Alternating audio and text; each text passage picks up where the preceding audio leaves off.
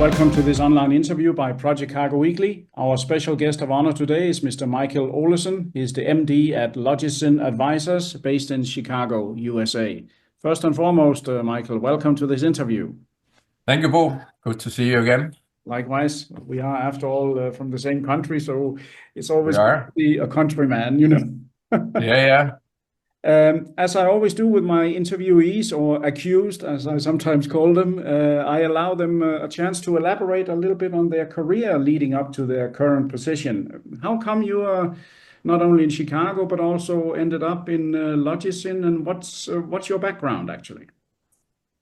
Yeah, so a bit of a long story, so I'll try to give you sort of the shorter version here. So my background is in logistics and freight forwarding.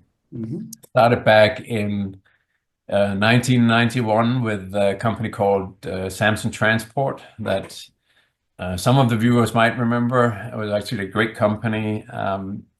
And I was transferred for that company from Denmark to the US in 97 on a 3-year contract.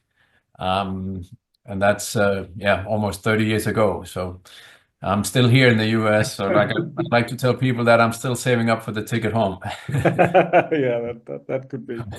So Samson Transport then became part of what is today DSV. I was out of the industry for a couple of years doing furniture as a Danish person in the US must do for a little while. Missed the industry, went back into the industry and worked for a company called Lehman. Oh, yeah. Yeah, helped set Lehman without the H, right? Without the H, yeah. Yeah. Actually, for a while, it was important for us to emphasize that. I could imagine. But great company to work for. Worked for them for 15 years. Helped them set up the East Coast and helped them set up the project division in Houston and other things. And eventually took over as the CEO of that company in the US. And did that for a number of years. I then parted with Lehman in 2017. I had, while I was the CEO of Lehman, as part of our growth strategy, we wanted to do acquisitions. Oh, yeah. So I had actually we had looked for a company that could help us with that. And the one we ended up with was Logisyn. Oh, yeah. Yeah.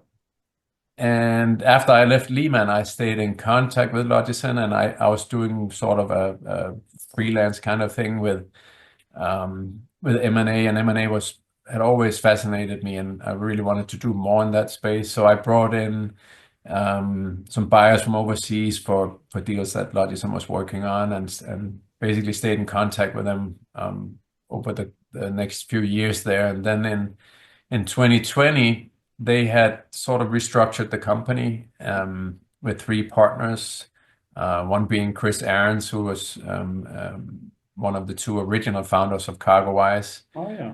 And Jan Raymond, who was been in the industry for 50 plus years and was behind Fritz companies, building that up from a small customs broker with doing I think about 80 acquisitions and eventually selling the whole thing to UPS, which is today UPS supply chain. And the third partner is Ron Lenz, who was part of building up Ryder Logistics. So I knew all 3 of them, and especially Chris, who's here in Chicago. And in 2020, they had, as I mentioned, restructured the company and the idea of building the premier global M&A company for logistics. And they thought it would be a great idea for me to join them. And that was a very easy decision. And then we have kept. Sorry, I interrupt here. Just a quick question for many of our viewers. Now we say M&A, and you're used to that, but we may have some laymen around that are not really familiar with M&A, something they hear on a movie or something like that. But merger and acquisitions, can you explain? You can represent both sides then, a seller or a buyer, or can you? But you can only represent one of them, I guess. Or how does it work? Yes, and you're correct. We can only represent one. But we do represent both sellers and buyers. So it's basically business owners, CEOs that have a strategy that they either want to exit for whatever reason that might be, Okay. or companies that want to grow, through acquiring other companies. Right. So those are the two sides. So we have the sell side and the buy side. Okay. So of course, I suppose if somebody wants to expand and don't have time to develop own staffs and placing them everywhere and waiting, it's a lot faster to buy an existing company who might be willing to sell. Yeah, exactly. So you can say organic growth is slow, right? It can be painstakingly slow. Whereas, if you do the right acquisitions, that can really put your growth on steroids. Yes. And so that's what we do. So they come to us because we have because we come from the industry. That's really what differentiates us as an M&A advisor. We all come from the industry, so we have a really large network. Yeah. So when we work with buyers, they will give us the criteria for what they're looking for, whether it's geographic or a certain niche or whatever it might be, and then that's what we go and look for. Okay. And help them find those companies. Okay. And your headquarters is in Chicago, and you have branch offices, or how are you represented around the globe in these days? Yeah, so we are formally our head office is in Chicago, but most of us, work from home because we are spread out throughout the country, and we now also have boots on the ground. So we've been a global company, since the beginning, but we now have people in Europe also. We have 3 people over there now, and next step will be also to have people on the ground in Asia. Yeah. So I think we're up to almost 25 people now. So we've grown quite a bit. That's quite an impressive development. And we still feel this is just the beginning for us. Yeah, but maybe we're having fun. Well, Yeah. let's put it this way: we all grow older, and there will always be people who want to exit sooner or later. So That is true. there is a market for you there. Absolutely. And how do you? I'm just speaking out of my mind here, and I think for many viewers too. What does that cost? It all boils down. What do you? Of course, you cannot say it in detail. Is it based on how big the company is? Is there a fee for the successful fee or finder's fee, or how does it work? Yeah. So the model is that we get basically a success fee, right? So our interests are completely aligned with our clients, from beginning to end. Okay. So whatever company is whatever the transaction value is, we get a percentage of that, and that's how we make a living. And then while we do the work, we have a small retainer, which is just basically for our clients also to have some skin in the game and for us to keep the lights on. Yeah. But really, it's not what we make our money on. We make our money on the success fee. Yes, on the deal The itself. better we do for our clients, the better we do for ourselves. Yeah, no, but that's that is a good recipe for success. How would you say? You mentioned you are from the industry, and of course that makes sense when you're in logistics, that you know actually what you're talking about. So I suppose many of your competitors out there, because I'm sure you have a lot of those. A lot of them are doing any kind of merger and acquisition. They are not really logistics focused. They could be pharmaceuticals or something else, right? Yeah, exactly. So that's our main differentiator, right? And that's why I think also we are so successful, because we come from the industry. We only focus on logistics and logistics technology. Yeah. And we speak our clients' language, right? They don't need to educate us on what they do. We know what they do, and then we have the network. Yeah. So like you said, so other companies might be doing what we do, but if they're in many different industries, they're not as in depth in logistics as we are, and that's really what makes a difference. I could imagine that what we say is the jack of all trades, but the master of none. And you Like that. You stick to what you're good at. I think that's a smart move. Even I suppose sometimes, this good deal passes us by here. We should have done that. But then on the other hand, over time, you will win because you know what you do. Yeah, I think so. And the industry is interesting. It's still very fragmented, and there's just a massive consolidation going on. So I don't think we'll be out of work for foreseeable future, at least. Definitely not. Now you mentioned the market. You've been in the game for several years. How do you say a lot of things are going on now? is it so that people want to grow? I mean, we see the shipping lines now trying to become forwarders too, because they have massive profits from the corona and whatnot. Or how do you see, is the market stronger for you now than it ever was? I guess so, with 25 people now. Yeah. It's a strong market. We see a lot of activity. So I think this year so far we've already closed 5 deals. Okay. And we definitely see a lot of interest in for companies that want to. There's a shift in the industry, right? So the bigger players are getting bigger, right? And it creates a little bit of a challenge for many of the smaller companies. So some of them are looking to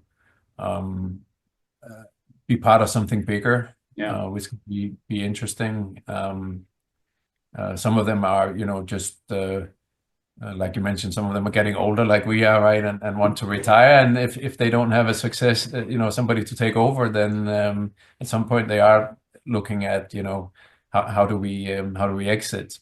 Yeah. So it's interesting to see how the industry is shaping up now. And then you have technology coming in also with AI that everybody's talking about. Nobody really knows what it's going to mean, but we've only just seen the beginning of that, right? So I just heard somebody said the other day that with AI, right now it's the slowest it's ever going to be. It's the most expensive it's ever going to be. It's only going to get cheaper, faster, and better as we go forward. So what that's going to do to the industry, we don't know yet. I think it's going to be mainly a tool. It'll continue to be a people industry and people business. Yeah, that's what we see. But it can certainly help with a lot of the mundane tasks and stuff like that. For sure. How do you see it? Can you put like the 5 deals you've made? I don't know whether that's trade secrets or whatnot, but can you see anything from a geographical point of view? Is it Asia buying in Europe or Europe buying in America, or how is it anyone anywhere? Yeah, it's a little bit of everything. So we had, I think the last one we closed was a US deal. So that was Transcon selling to Radiant. Okay.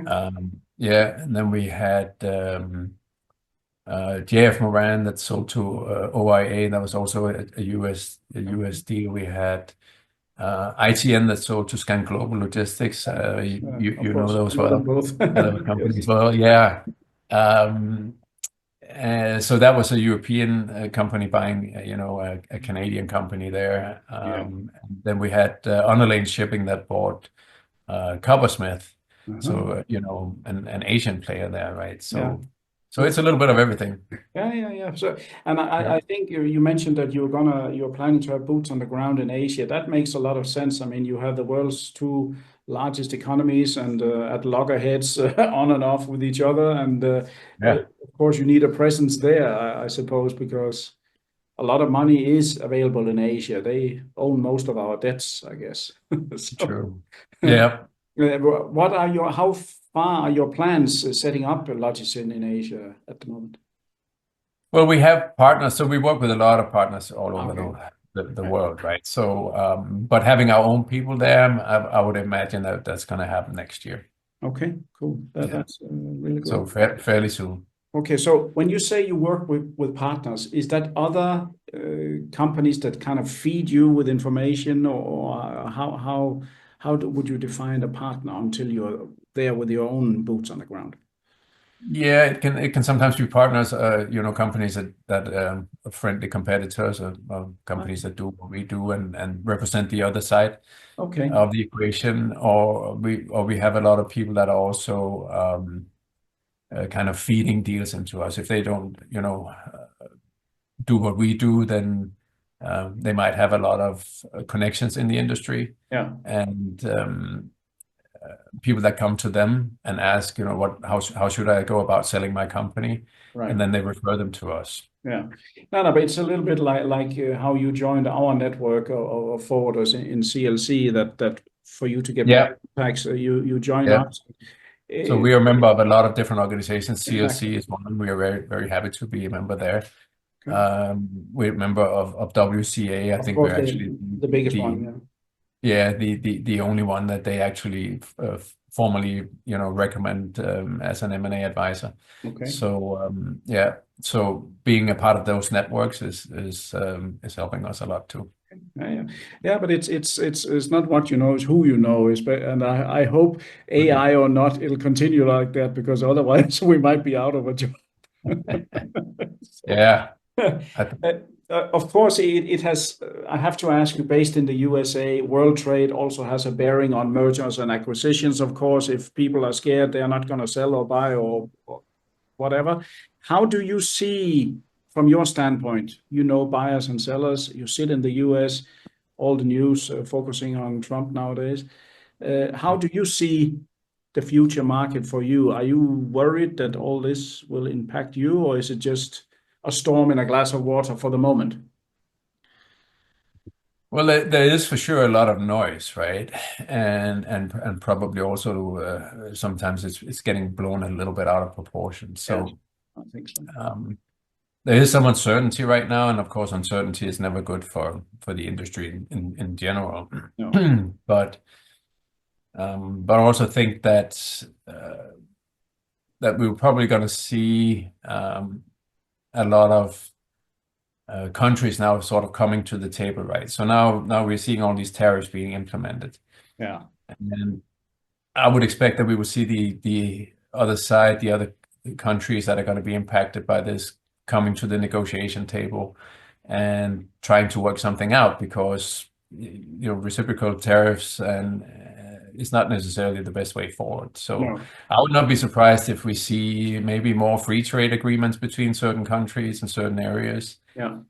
I think that would be great. So let's see. And I don't think this is going to be a long-term thing. I think it's going to be relatively short-lived, at least for the most part, because people want to get this over with. And the good thing is that our industry is extremely resilient, right? So logistics people, they deal with these things, and if there's always something going on in the industry, if it's not tariffs, it's pandemic or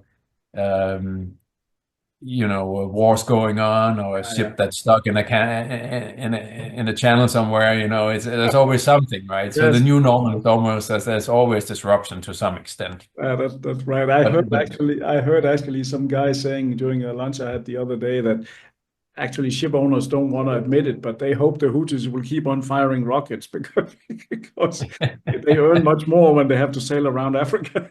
They do. Yeah, that's true. So yeah, but And if they open up, there's going to be a lot of backlog in Europe, that's for sure. But yeah, and a lot of empty tonnage for sure. But yeah. of course, bad news sells. We all know the medias. They sell big scare headlines and panic. So well said. How would you, if I was, which I am in a way, an owner of a company, and I want to sell it off to somebody else, then I simply send you an email, or how does it work? Do I need a referral, or it's just to contact you, right? Yeah, you basically just contact us, and then we will have a discussion, right? So it's all about aligning expectations also. So we will want to make sure that what you want to do is something that we can actually help you with, and that we are aligned on expectations. So thankfully, I would say most of the business owners that and CEOs that we work with, they're very realistic. They're super smart people. They have built great companies, and it's such a pleasure working with them. And they know, what the market is like.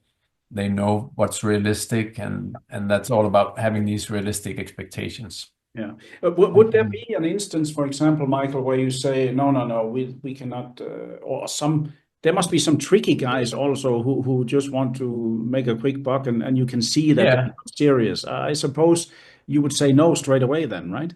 Yeah, it happens for sure. And or maybe it's timing, because timing is everything, right? So it certainly happens where we say, okay, if that's the valuation you're looking for, then either you got to build some more, you got to wait for certain things to change or whatever it might be. So if we don't feel that, so we look a lot at certainty of close, right? We don't want to take a deal on that's going to get stuck or going to die at some point along the way, because then we're just wasting everybody's time. So we look at certainty of close. So we want to be aligned from the beginning, and and with realistic expectations. And of course, if we can exceed those, which we have fortunately been good at, that's great, right? Then so we don't really consider a deal a success unless we get a 5-star review from our client. No, and you are not taking every Tom, Dick, and Harry out there. I mean, you also can say no. I mean, there's also value of keeping up your reputation, so to speak, I guess. Yeah, absolutely. So we are quite selective, definitely. So, but also willing to give advice, right? So if companies feel like, okay, we want to do an exit, but maybe not now, maybe in 2 years or 5 years, we're very happy to have a talk with them and help them sort of lay that plan and strategy for how they get to the point where they can exit. So you can also plant a seed, and then when they mature, then they come back to you, and then you. Absolutely, we do that a lot in both regular, logistics and also on the technology side. Okay, interesting. Yeah. Are there any, for example, this ITN Scan Global that you mentioned, sometimes companies take over others, there's some regulatory things involved. How does that work? Is that something you are helping buyers or sellers with to apply for, or tell me, how does that work? Yeah, so there are typically attorneys involved, right, on both sides. Yes, so of course. Yeah, so some of those things are done by the attorneys, but we are there along the way from beginning to end. So we don't let go until everything is done, and then everything's signed. We get to integration. That's where we let go. Yeah. And you remind me again, how many years you said you've been now in Logisyn totally? So I've been in Logisyn since 2020, so 5 years. 5 years. Yeah, 5 years. Yeah. Yeah, but I certainly can, and so can the viewers, see that you look like a happy camper, so to speak. So yeah, absolutely. Things must be going good. Finally, one of the last questions here. You said it in a way before. The market looks good also for you, even with the turbulence. You believe there's a lot of room to maneuver for you for mergers and acquisitions still, right? Yeah, I think so, because it's important to note also that when you're thinking about selling, you don't just wake up one morning and say, okay, I think I'm gonna sell my company today. No, it's building. Yeah. These are long-term plannings, right? And the same if you're looking to grow through acquisitions. So it's not something that's so much impacted by what's happening right now. Of course, it's going to create some additional thoughts about it and stuff like that, but mergers and acquisitions is really long-term planning. Yeah. When we look at, like I said, we have some very, very savvy and professional people that we in the industry, and they fully understand that there are bumps on the road. There are things that happen like this in the industry, and this too shall pass, right? So we'll get on the other side of that. And if you are looking at buying a solid company, it'll continue to be solid, even if there's a slight dip maybe because of some tariffs. It's going to bounce back. So so I don't see that being other than a small speed bump on in the future. Yeah, that's very good. No, but you certainly, I met you before, Mikael, and you're part of our separate network, so I certainly know your business, and I suppose in essence that is the key selling point for you in Logisyn. I mean, logistics. I mean, right? Yeah, I guess that's what we do. To put it simple, so to speak. Very good. Yeah. I want to formally thank you very much for this great interview, Mikael. Thank you, Bo. Always a pleasure. Yeah, likewise. And to all our listeners, viewers, and readers from around the world, this was yet another great interview by Project Cargo Weekly. Our special guest of honor today has been Mr. Mikael Olesen, the MD at Logisyn Advisors, based in Chicago, the US. And he's the man to go to whenever you want to sell or buy. And of course, you must continue to read Project Cargo Weekly. That helps. So from me, over and out, and until the next issue. Thank you.